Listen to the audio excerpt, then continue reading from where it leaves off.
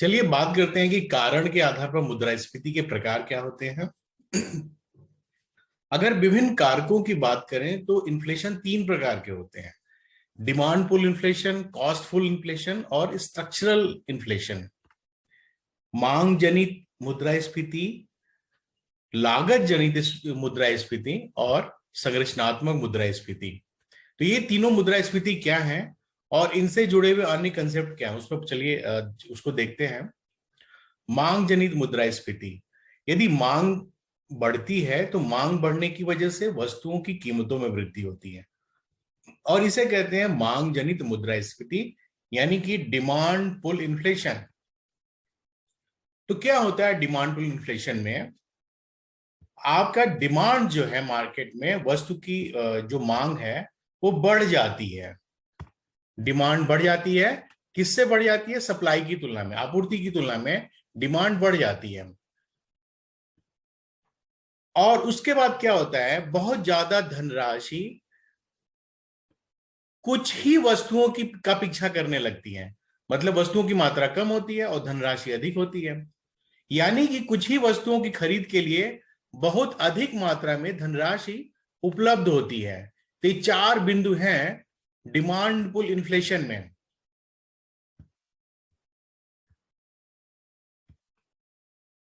क्या कारण है जो कि मार्केट में, बाजार में डिमांड पुल इन्फ्लेशन पैदा करते हैं? पहला है सार्वजनिक व्यय में वृद्धि।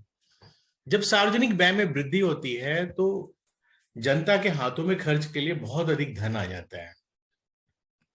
इसके अलावा बढ़ती हुई आबादी, हमारी देश की आबादी लगातार बढ़ रही है और हम दुनिया की पहली सबसे बड़ी जनसंख्या वाली देश बनने की स्थिति में आ चुके हैं और बढ़ती हुई आबादी डिमांड पुल इन्फ्लेशन को पैदा करती है। एक अन्य कारण है ब्लैक मनी में वृद्धि। जब ब्लैक मनी बढ़ती है तो मार्केट में वो डिमांड पुल इन्फ्लेशन पैदा करती है। ये कुछ महत्वपूर्ण कारक हैं जो कि डिमांड पुल इन्फ्लेशन पैदा करते हैं। एक और महत्वपूर्ण कारक है जिसकी वजह से, जो आपकी यूपीएससी के एग्जाम में इस पे क्वेश्चन आजकल बन रहे हैं, कंजम्पशन पैटर्न में बदलाव। मतलब हम कुछ खास तरह का खाना ज्यादा खा रहे हैं। आपने देखा है कि पिछले कुछ सालों में, कुछ दशक में लोगों की आय में वृद्धि हुई है। आय में वृद्धि की वजह से लोग अपने स्वास्थ्य के प्रति ज्यादा जागरूक हुए हैं। तो क्या होता है, जब स्वास्थ्य के प्रति जागरूक होते हैं तो कुछ लोग ज्यादा प्रोटीन वाले भोजन पर ज्यादा प्राथमिकता देते हैं, कुछ लोग अन्य पोषक तत्वों वाले भोजन को ज्यादा प्राथमिकता देते हैं। तो इससे क्या होता है, कंजम्पशन पैटर्न में बदलाव होता है और डिमांड पुल इन्फ्लेशन पैदा करती है यह स्थिति। इसके अलावा कुछ अन्य कारण क्या है? पगार में वृद्धि। अगर लोगों के वेजेस में वृद्धि होगी तो डिमांड पुल इन्फ्लेशन पैदा करती। फिर क्या कारण है? डायरेक्ट टैक्सेस में कमी। अगर टैक्सेस में कमी आएगी, करों में कमी आएगा, तो लोगों के पास खर्च के लिए अधिक आय बचती है और जब अधिक आय होगी तो लोगों डिमांड पुल इन्फ्लेशन पैदा करेगी।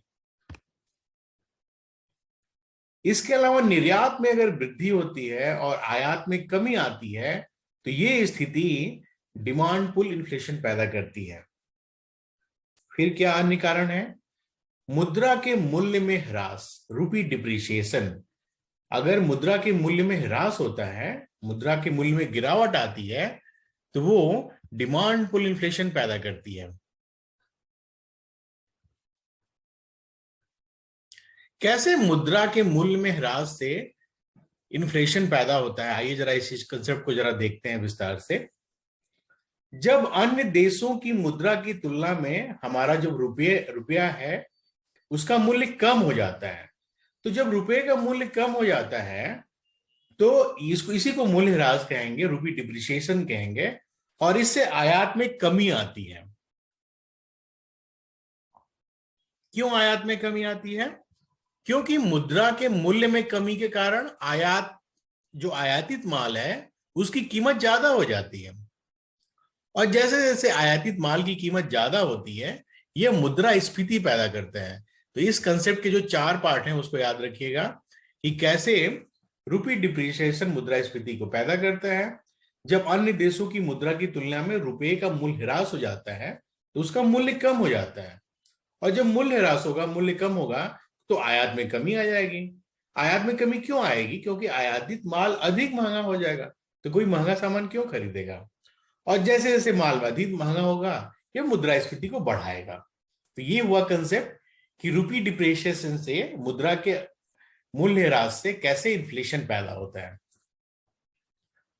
अब दूसरी जो मुद्रास्फीति हम बात करेंगे वो है लागत जनित मुद्रास्फीति, कॉस्ट पुश इन्फ्लेशन। तो ये जो कॉस्ट पुश इन्फ्लेशन है, ये किन चीजों से पैदा होती है? उत्पादन के जो कारक हैं, उत्पादन के कारक क्या हैं? कौन सी चीजें उत्पादन में भाग लेती हैं, प्रोडक्शन में भाग लेती हैं? लैंड, भूमि, कैपिटल, पूंजी, श्रम यानी कि लेबर, और कच्चा माल यानी कि रॉ मटेरियल। ये सारी चीजें हैं जो कि फैक्टर्स ऑफ प्रोडक्शन कहलाती हैं, उत्पादन के कारक कहलाते हैं। इन्हीं की मदद से हम उत्पादन करते हैं। तो जब इनकी लागत बढ़ जाती है, यानी कि भूमि के दाम बढ़ गए, पूंजी की लागत बढ़ गई, श्रम बढ़ गया, मतलब पगार में वृद्धि हो गई, रॉ मटेरियल महंगा हो गया, तो इसकी वजह से वस्तुओं की कीमतों में वृद्धि होगी।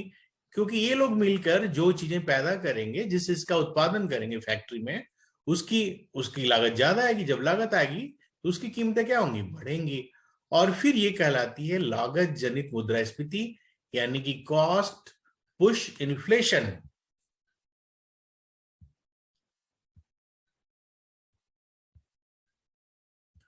तो फिर क्या होता है कॉस्ट पुश इन्फ्लेशन में? लागत बढ़ने से वस्तुओं के दाम बढ़ जाते हैं। क्या होता है? लागत बढ़ने से वस्तुओं के दाम बढ़ जाते हैं और इससे कुल आपूर्ति में कमी आने लगती है। जब वस्तुओं के दाम बढ़ जाएंगे तो उनकी मांग कम हो जाएगी और फिर उसके बाद क्या होगा? आपूर्ति में कमी आने लगेगी। और जब आपूर्ति में कमी बहुत ज्यादा हो जाती है तो इसको कहते हैं, इसके लिए एक बहुत अच्छी टर्मिनोलॉजी है जिसको कहते हैं सप्लाई शॉक इन्फ्लेशन। मतलब सप्लाई शॉक की स्थिति हो जाती है, सप्लाई शॉक की स्थिति जन्म लेती है कॉस्ट पुश इन्फ्लेशन में। तो आपको याद रखना है कि सप्लाई शॉक इन्फ्लेशन की स्थिति कहां जन्म लेती है? वो है कॉस्ट पुल इन्फ्लेशन। ये छोटे छोटे कंसेप्ट हैं जो आपके प्रीलिम्स के लिए इंपॉर्टेंट है, उसको ध्यान से समझ के अपनी कॉपी में नोट कर लीजिएगा। अब कॉस्ट पुश इन्फ्लेशन के कारण क्या है? तो जो कारण बता रहे हैं ना, 60 नोट आपके एग्जाम में लिखने को आए हैं। डिमांड पुल इन्फ्लेशन के कारण क्या है, कॉस्ट पुश इन्फ्लेशन के कारण क्या है, और स्ट्रक्चरल इन्फ्लेशन के कारण क्या है। तो ये जो कारण हैं उनको पॉइंटर्स में नोट करिएगा और इस पर ध्यान दीजिएगा। तो कॉस्ट पुश इन्फ्लेशन के कारण क्या है? पहला है श्रमिकों के वेतन में वृद्धि। जब श्रमिकों के वेतन में वृद्धि होगी तो कॉस्ट पुश इन्फ्लेशन पैदा करेगा और इससे क्या होगा कि वस्तुओं के निर्माण की लागत बढ़ जाएगी। इसके अलावा इनडायरेक्ट टैक्सेस में अगर वृद्धि होती है, जो अप्रत्यक्ष कर हैं उनमें अगर वृद्धि होती है तो वो बाजार में कॉस्ट पुश इन्फ्लेशन पैदा करती है। क्योंकि इनडायरेक्ट जब टैक्सेस बढ़ेंगे तो उसकी वजह से वस्तुओं के निर्माण की लागत बढ़ जाएगी। इनडायरेक्ट टैक्सेस के बढ़ने से क्या होगा? वस्तुओं के निर्माण की लागत बढ़ेगी और ये पैदा करेगी मुद्रास्फीति। कौन सी मुद्रास्फीति? Cost push inflation. याद रखिएगा, इनडायरेक्ट टैक्सेस में वृद्धि की वजह से कौन सा इन्फ्लेशन होता है? Cost push inflation. एमएसपी में अगर वृद्धि होती है, मिनिमम सपोर्ट प्राइस में वृद्धि होती है, तो वो फिर क्या करता है? वो भी लागत जनित मुद्रास्फीति पैदा करता है क्योंकि उससे लागत बढ़ जाती है। इसके अलावा अगर जमाखोरी की आशंका हो जाए, अगर बाजार में जमाखोरी की आशंका हो जाए तो वो कॉस्ट पुश इन्फ्लेशन पैदा करती है। कैसे जमाखोरी की आशंकाएं कॉस्ट पुश इन्फ्लेशन पैदा करती हैं? मान लीजिए कुछ अमीर लोग हैं और गेहूं की जमाखोरी करने लगे, तो गेहूं की जमाखोरी करेंगे, जमा करने लगे कुछ मैनिपुलेशन मकसद से, तो क्या होगा? कीमतें बढ़नी शुरू हो जाएंगी। तो जो मध्यम आय के व्यापारी हैं वो क्या करेंगे? उनको जब लगेगा कि अरे जब कीमतें बढ़ रही हैं तो क्या करेंगे? भविष्य में कीमतों में वृद्धि को ध्यान में रखकर गेहूं की आपूर्ति रोक देंगे। तो ये देखिए ये चक्र शुरू हो जाएगा। एक जो समूह है वो जमाखोरी कर रहा है और दूसरा जो व्यापारियों का समूह है उसको लगेगा अरे कि भविष्य में जब कीमतें बढ़ेंगी तब जाके बेचेंगे। तो ये जो स्थिति है, ये होर्डिंग स्पेकुलेशन जो है, ये मुद्रास्फीति पैदा करती है बाजार में। तो ये दो मुद्रास्फीति की हमने बात की कारण के आधार पर, एक तो डिमांड पुल इन्फ्लेशन, दूसरा कास्ट पुल पुश इन्फ्लेशन। अब तीसरा है संरचनात्मक मुद्रास्फीति, स्ट्रक्चरल इन्फ्लेशन। अर्थव्यवस्था में संरचनात्मक बदलावों की वजह से, चुनौतियों की वजह से जो मुद्रास्फीति होती है उसको हम कहते हैं स्ट्रक्चरल इन्फ्लेशन। अर्थव्यवस्था में संरचनात्मक कमियों से उत्पन्न मुद्रास्फीति स्ट्रक्चरल इन्फ्लेशन कहलाती है। कौन सी संरचनात्मक कमियां हैं या कौन से संरचनात्मक बदलाव हैं उसको देखते हैं हम।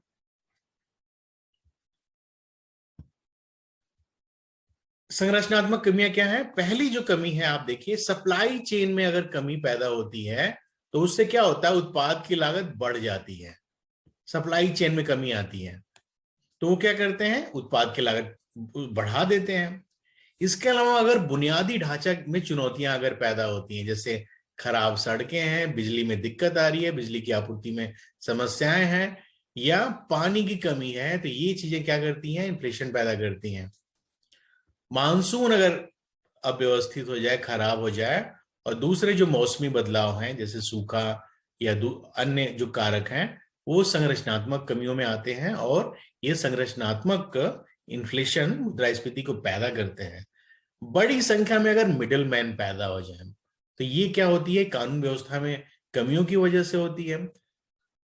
जो मिडिल मैन है वो जो लॉ के लूप होल से उनका फायदा उठाते हैं, और उनका फायदा उठाकर बहुत सारी समस्याएं पैदा करते हैं, वस्तुओं के दाम बढ़ाते हैं, स्पेकुलेशन पैदा करते हैं, और ये जो चीजें हैं, ये चार बिंदु संरचनात्मक कमियों के लिए जिम्मेदार हैं। तो ये तीन तरह की मुद्रास्फीति हुई। बढ़ती हुई मुद्रास्फीति से अर्थव्यवस्था के सामने क्या चुनौतियां आती हैं?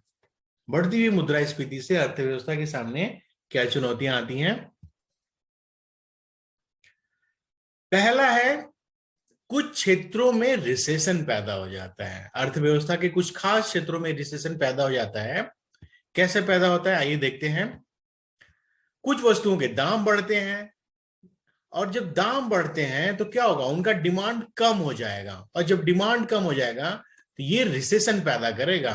मतलब आपकी अर्थव्यवस्था में मुद्रास्फीति तो पहले से ही है, अब वो मंदी की तरफ ले जा रही है आपकी इकोनॉमी को।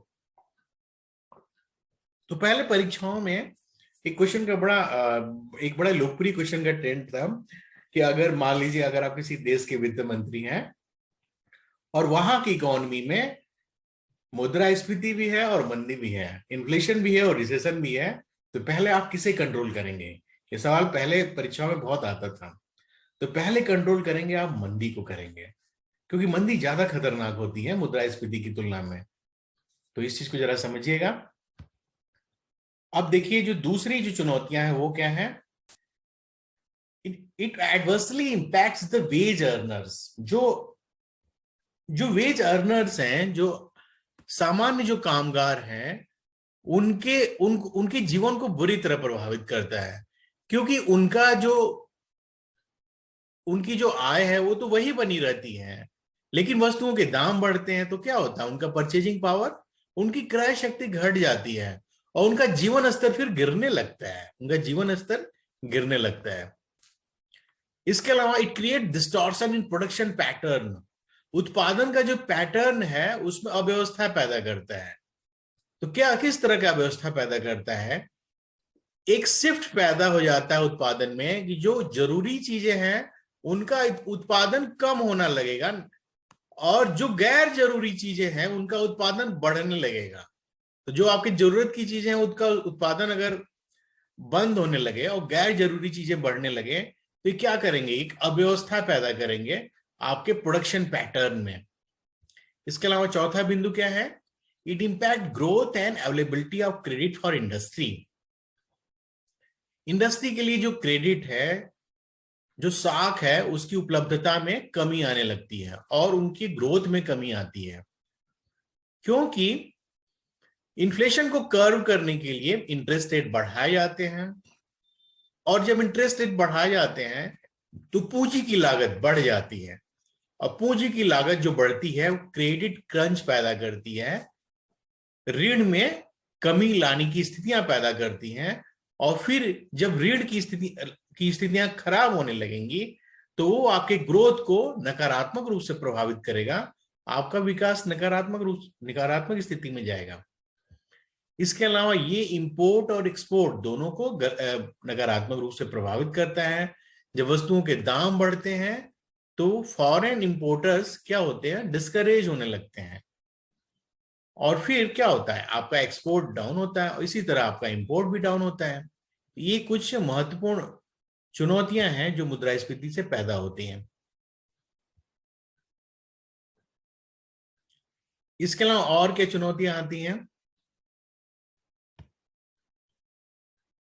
इंपोर्ट कैसे प्रभावित होता है? जब आयातित आपके यहाँ की वस्तुओं के दाम बढ़ गए, लेकिन जो बाहर की वस्तुएं हैं, जो एक्सटर्नल सेक्टर के गुड्स हैं, विदेशों के सामान है, वो तो सस्ते हैं आपके देश की तुलना में, तो फिर क्या होगा, आयात बढ़ेगा। जब आयात बढ़ेगा तो आपकी अर्थव्यवस्था को नुकसान पहुंचेगा। निर्यात आपका कम हो गया, आयात बढ़ गया, तो वो आपकी अर्थव्यवस्था को प्रभावित करेगा। इसके अलावा फॉरेन एक्सचेंज, जो विदेशी मुद्रा है, उसमें कमी आती है, क्योंकि इंपोर्ट्स बढ़ गया। जब आयात बढ़ गया तो फॉरेन करेंसी की डिमांड बढ़ जाती है, और जब फॉरेन करेंसी की डिमांड बढ़ेगी तो हमारी जो मुद्रा है वो डिप्रिशिएट होगी, उसका मूल्य ह्रास होगा, उसमें कमी आएगी। इसके अलावा सेविंग जो है, जो बचत है, वो डिस्करेज होती है। क्यों डिस्करेज होती है? आपकी मुद्रा, आपके देश की मुद्रा की वैल्यू कम हो गई, वो क्या होगा, वो अनिश्चितता पैदा करेगी, और फिर ये स्थितियां सेविंग रेट को गिराएंगी, नीचे ले जाएंगी। जो देश के नागरिक हैं उनका जो इनकम डिस्ट्रीब्यूशन है वो अनइक्वल होना लगेगा, मतलब असमानता बढ़ेगी। क्या असमानता बढ़ेगी? गरीब ज्यादा गरीब होगा, अमीर ज्यादा अमीर होगा, और ब्लैक मार्केट की स्थिति ज्यादा बेहतर होगी और करप्शन को प्रमोट करेगी। इसके अलावा जो मुद्रास्फीति होती है, राजकोषीय घाटे को बढ़ा देती है। ये कुछ प्रमुख चुनौतियां हैं जो मुद्रास्फीति के दौरान उत्पन्न होती हैं।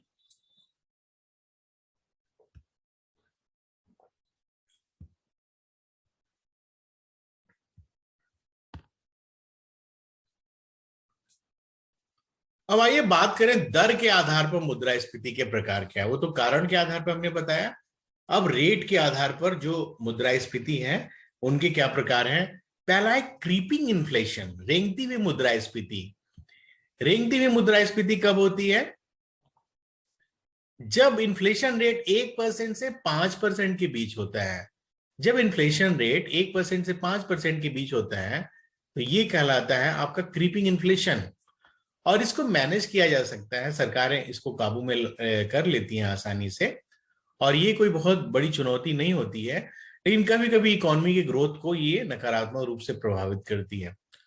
दूसरा है ट्रॉटिंग इन्फ्लेशन, जो कि 5 से 10% की मुद्रास्फीति के दौरान पैदा होती है, और ये बड़ा संवेदनशील होता है। क्यों होता है कि अगर इसको नियंत्रित नहीं किया जाएगा, 5 से 10% की मुद्रास्फीति, तो ये बड़ी तेजी से बढ़ेगी, जो बाद में भयंकर रूप धारण कर सकती है। इसके अलावा एक और मुद्रास्फीति है हाइपर इन्फ्लेशन, जो बड़ा ही चर्चा का विषय रहा है। वेनेजुएला, जिम्बाब्वे, इन देशों में जो मुद्रास्फीति रही है वो हाइपर इन्फ्लेशन के कारण रही है। और जब एक महीने में 50% से ज्यादा, जब 50% से ज्यादा इन्फ्लेशन हो जाए तो वो कहलाता है हाइपर इन्फ्लेशन। तो परसेंट याद रखिए, 1 से 5% क्रीपिंग इन्फ्लेशन, 5 से 10% ट्रॉटिंग इन्फ्लेशन, और एक महीने में 50% से ज्यादा, ये है आपका हाइपर इन्फ्लेशन।